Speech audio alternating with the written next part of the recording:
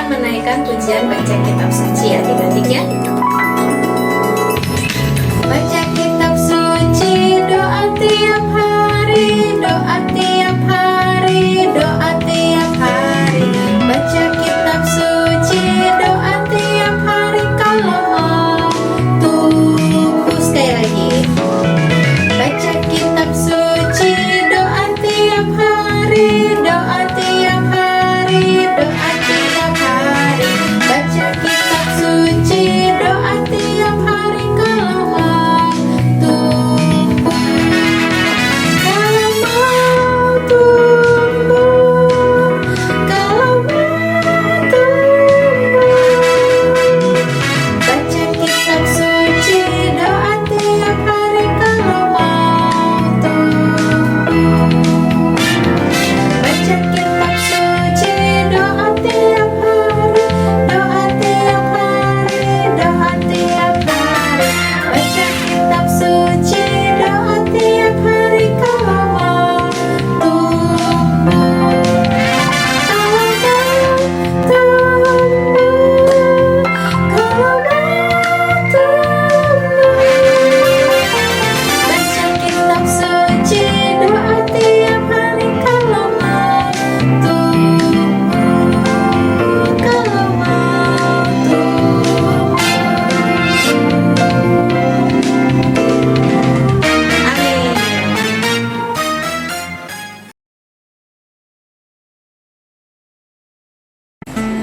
Halo adik-adik, selamat hari Minggu. Apa kabarnya hari ini? Bisa berharap kita semua dalam keadaan sehat ya. Bisa rindu sekali untuk kita boleh dapat berjumpa di gereja, tapi kondisi saat ini belum memungkinkan kita untuk berjumpa di gereja. Mari adik-adik kita berdoa supaya kondisi ini boleh dapat kembali seperti sedia kala. Kita boleh dapat bersekolah, bahkan juga hari Minggu kita boleh dapat sekolah Minggu. Adik-adik, walaupun begitu, Rose akan tetap bercerita kepada adik-adik. Mari saat ini Rose mengajak kita semuanya untuk berdoa. Kita bersatu dalam doa. Bapa dalam surga, kami mengucap syukur buat hari-hari yang kami boleh dapat jalani. Kami bersyukur Tuhan yang menyertai kami, memelihara kehidupan kami. Dan pada saat hari ini ya Tuhan, kami bersyukur Engkau mempersekutukan kami ya Tuhan, bersatu ya Tuhan, untuk boleh dapat memuji memuliakan nama Tuhan. Berkati kami anak-anak-Mu ya Tuhan, bila kiranya kami boleh dapat mendengarkan firman Tuhan, bahkan juga boleh dapat melakukannya dalam kehidupan kami. Dalam nama anak-Mu Yesus Kristus kami berdoa, amin. Nah adik-adik, cerita Rose ini akan Rose mulai dengan bercerita dahulu tentang apa yang terjadi di sekolah ya adik-adik. Ada dua orang anak namanya Ami dan Tommy. Siapa namanya? Ami dan Tommy. Ami dan Tommy ini pada saat itu jam istirahat. Apa yang dilakukan pada saat jam istirahat? Adik-adik pasti tahu ya. Ya, mereka bermain kejar-kejaran adik-adik. Mereka bermain kejar-kejaran. Tommy mengejar Ami. Ami berlari dan Tommy mengejar, dan dia mendapat mencengkram tangannya si Ami. Aduh, sakitan. Hei, aku dapat menangkapmu Ami. Coba kejar aku. Kamu dapat nggak ngejar aku? Si Tommy berlari kencang adik-adik. Si Ami dia mencengkram tangan sakit. Aku nggak mau. Aku akan menangkap dia. Dia juga sudah menangkap aku. Aku akan menangkap dia. Dia berlari, tapi karena si Tommy-nya itu adik-adik berlari kencang, dia tidak dapat menangkap si Ami tidak dapat menangkap si Tommy. Aku akan menjulurkan kakinya adik-adik, dan akhirnya adik-adik si Tommy-nya itu terjatuh dan lututnya tergores di aspal adik-adik dan berdarah, terbaris di kerikil adik-adik. Dan pada saat itu si Aminya sedih adik-adik, dia menyesal. Tommy maafkan Ami ya, Ami menyesal. Ami dia menyesal melakukan itu. Lalu si ibu guru keluar membawa obat-obatan yang hidup untuk mengobati lukanya si Tommy. Lalu diobati sambil si Ami mengatakan kepada ibu gurunya, maafkan ibu guru, Ami yang melakukan itu. Ibu guru melihat sambil mengobati, melihat bahwa Ami ekspresi wajahnya yang menyesali akan apa yang dilakukannya. Ya, si Tommy ini adik-adik sudah selesai diobati dan selesai lukanya di plaster. Dia memaafkan Ami adik-adik, karena Tommy juga nggak bermaksud untuk melukai atau tidak mencengkram lengannya si Ami ya adik-adik. Dia memaafkan si Ami. Lalu si Ami dengan senang dia berterima kasih kepada Tommy. Mereka dapat bermain kembali dan dengan senang karena si Tommy telah memaafkan si Ami. Ya adik-adik, cerita Lose tadi ada hubungannya dengan cerita Alkitab pada hari ini ya. Lose akan bercerita tentang tokoh Alkitab. Adik-adik pasti tahu ya, kenal namanya Daud. Daud itu setelah Saul meninggal ya adik-adik, setelah Saul meninggal, Daud menjadi raja di bangsa Israel adik-adik. Dia raja bangsa Israel, dia raja yang takut akan Tuhan, memimpin bangsa Israel, membawa bangsa Israel juga mengenal Tuhan dan takut akan Tuhan ya adik-adik. Namun adik-adik, pada suatu musim semi dan pada malam hari, dia melihat ada seorang wanita adik-adik. Dia seorang wanita cantik dari atas atap istananya. Wah, tuh cantik banget itu wanita. Itu siapa ya? Siapa wanita itu ya? Dicari tahu adik-adik, dan tahulah dia bahwa itu adalah Bathsheba, istrinya Uria. Siapa Uria itu adik-adik? Uria itu adalah tentara Israel yang gagal berani. Ya, pada saat itu juga dia lagi berperang ya adik-adik. Tapi adik-adik, dia tidak tertarik dengan Uria, tidak tertarik dengan kegagahan atau keberanian dia. Tapi dia tertarik kepada si istrinya. Dia ingin memiliki istri si Uria itu adik-adik. Dia ingin memiliki Bathsheba itu. Lalu dia berpikir, mana ya? Gimana caranya adik-adik? Dia ingin mendapatkan si Bathsheba itu, menjadikannya istrinya. Lalu dia berpikir, dia memberikan catatan adik-adik, pesan untuk dibawa kepada Yoab ya adik-adik. Yoab waktu itu adalah seorang pemimpin perang bangsa Israel pada saat itu ya adik-adik. Dia memimpin pesan, tempatkan si Uria itu di garis terdepan peperangan yang sangat dahsyat adik-adik. Jadi ada kemungkinan si Uria itu akan mati terbunuh adik-adik ya. Dan pada saat itu terjadilah ya adik-adik peperangan yang sangat dahsyat adik-adik.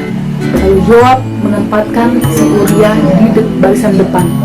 Dia ditempatkan di barisan depan dan akhirnya adik-adik dia mati terbunuh adik-adik.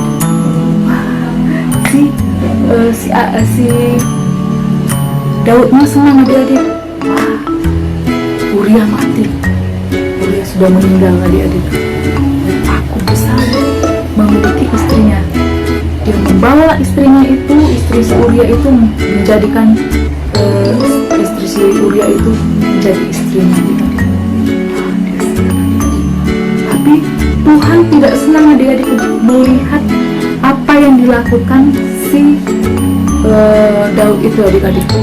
Lalu dia Tuhan mengirim Nabi Nathan untuk bercerita kepada si Daud. Apa ceritanya adik-adik? Nabi Nathan itu bercerita demikian adik-adik. Daud, saya mau bercerita. Ada dua orang yang kaya dan juga yang miskin. Orang yang kaya ini memiliki banyak sekali ternak, domba dan ternak-ternaknya banyak.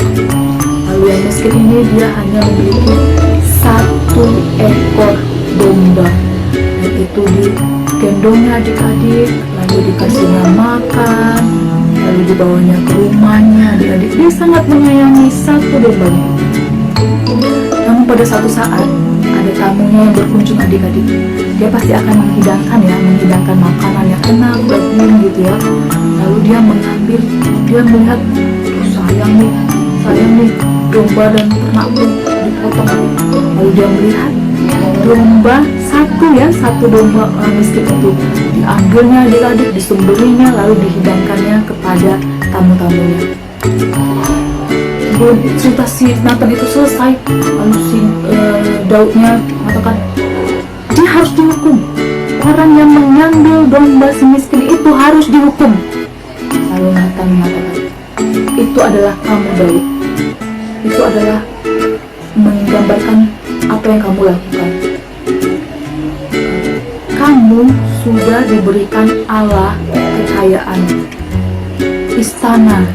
Jadi kamu sebagai raja dengan istana dengan kekayaannya, tapi engkau mengambil istri tentaramu Uria yang sangat dikasihinya dan menjadikan dia sebagai istrimu. Itu jahat di mata Tuhan. Adik-adik, si Daudnya menyadari adik-adik bahwa dia telah tidak taat kepada Tuhan. Dia menyesal adik-adik, dia menyesal. Dia lalu berdoa kepada Tuhan. Dia mengakui dosanya adik-adik. Sampai dia menulis Mazmur 51 ya adik-adik. Ini pengakuan dosa Daud ya. Ketika Nabi Nathan menyatakan kepada dia, setelah dia mengambil Batsheba ini, kita bisa melihat di Mazmur 51. Saya akan bacakan di ayat yang keempat ya adik-adik. Bersihkanlah aku seluruhnya dari kesalahanku, dan tahirkanlah aku dari dosa-dosaku. Ya adik-adik, Daud menyadari bahwa dia manusia yang berdosa, dan dia memohon kepada Tuhan untuk mengampuni dia. Mengampuni di sini apa artinya adik-adik? Mengampuni ini Allah tidak lagi mengingat apa yang menjadi kesalahan dia. Lalu perhatikan lagi adik-adik di ayat 12. Jadikanlah hatiku tahir ya Allah, dan perbaharuilah batinku. Dia menginginkan Tuhan mengayakkan dia. Tuhan telah mengampuni dia, jadikan hatinya kembali tahir ya adik-adik, kembali diubahkan ya adik-adik. Lalu kita perhatikan juga di ayat 14 yang A. Bangkitkanlah kembali padaku kegirangan, karena selamat ini padamu. Dia memohon Allah untuk membangkitkan kembali sukacitanya adik-adik, karena dia telah berdosa. Dia sedih adik-adik karena dia tidak taat kepada Tuhan. Tapi dia memohon ya adik-adik untuk Allah kembali bangkitkan sukacitanya. Nah, itu cerita Lose ya adik-adik tentang Daud yang menyadari dosanya, dan dia datang kepada Tuhan, berdoa dan mengakui kesalahannya, dan Tuhan mengampuninya. Ya adik-adik, Tuhan kita adalah seperti seorang gembala ya adik-adik. Pada saat dombanya hilang, dombanya tidak ditemukan, dia mencari adik-adik. Demikian juga ya adik-adik, pada saat Daud itu tidak taat, dia mengirim Nathan untuk mengingatkan kepada Daud, dan dia ingin ya Tuhan ingin Daud kembali kepada gembalanya, kepada Tuhan ya, untuk dia boleh dapat taat kepada Tuhan kembali adik-adik, menyadari akan dosanya. Dan apa yang dilakukan Tuhan itu mengampuni apa yang menjadi kesalahan Daud. Nah adik-adik, begitu juga dengan kita ya adik-adik. Tuhan Yesus telah mati bagi kita karena dosa-dosa kita.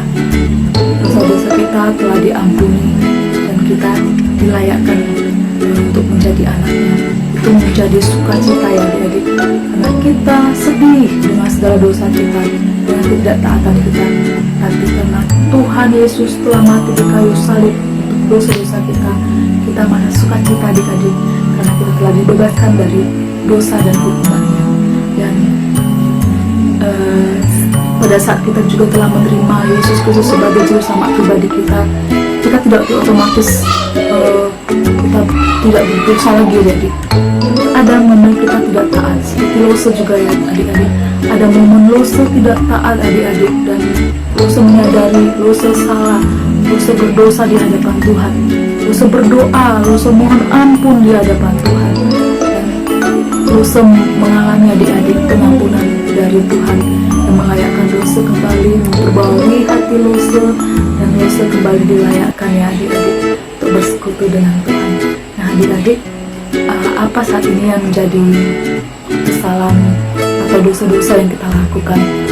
Kita datang adik-adik, datang kepada Tuhan, memohon ampun kepada Tuhan, dan biarlah kiranya Tuhan yang melayakkan kita, dan kita boleh dapat berkomunikasi dalam doa kepadanya. Oke adik-adik, demikian cerita Lose, dan kiranya cerita Lose ini boleh dapat kita lakukan dalam kehidupan kita, mengingat cerita Daud adik-adik. Dia boleh dapat menyadari dosa-dosanya dan mengalami kasih Tuhan yang mengampuni dia. Mari adik-adik, Lose undang kita semuanya untuk berdoa. Bapa dalam sorga, kami mengucap syukur ya Tuhan buat kasih Tuhan, buat kebaikan Tuhan yang boleh dapat kami rasakan dan alami ya Tuhan. Engkau ya Tuhan yang melayakkan kami ya Tuhan, manusia yang berdosa ini, dengan anak-Mu Tuhan Yesus Kristus yang telah mati di kayu salib ya Tuhan untuk dosa-dosa kami. Terima kasih ya Tuhan Yesus atas pengorbanan-Mu bagi hidup kami. Dan saat ini ya Tuhan, kami manusia berdosa ini telah diampuni, dan kami bersuka cita atas itu ya Tuhan. Dan ada pada saat-saatnya juga ya Tuhan kami jatuh dalam dosa. Tuhan tolong kami untuk kami boleh dapat datang kepada Engkau, dan boleh dapat dilayakkan ya Tuhan kembali, dan diampuni segala dosa-dosa kami ya Tuhan. Ya Tuhan, kami serahkan kehidupan kami ke dalam Tuhan kasih Tuhan. Berkati dan sertai kami anak-anak-Mu ya Tuhan, dalam segala kondisi apapun ya Tuhan. Bila kami tetap terus berharap hanya kepada Engkau ya Tuhan. Inilah doa kami ya Tuhan, dalam nama anak-Mu Yesus Kristus kami berdoa. Amin. Oke adik-adik, sampai jumpa lagi ya. Bye.